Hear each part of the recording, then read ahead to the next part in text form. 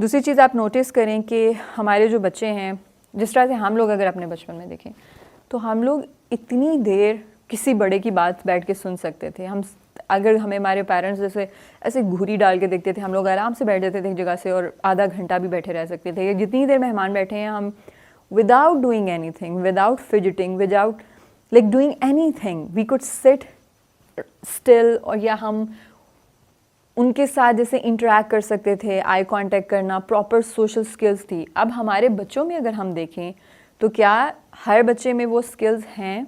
ऐसा नहीं है। हमारे बच्चे प्रॉपर आई कांटेक्ट मेंटेन करके किसी बड़े के साथ क्लियर वर्ड्स में कन्वर्सेशन हर बच्चा नहीं कर सकता। और सिटिंग स्टिल तो एक बात ही जैसे होता है कि वो बहुत ही रेयर टू फाइंड है कि बच्चा जो है वो किसी बड़े की बात बैठ के तहम्मुल से सुने जिसमें वो इंटरेस्टेड नहीं भी है। और उसकी बहुत सारी वजह ये है कि हमारे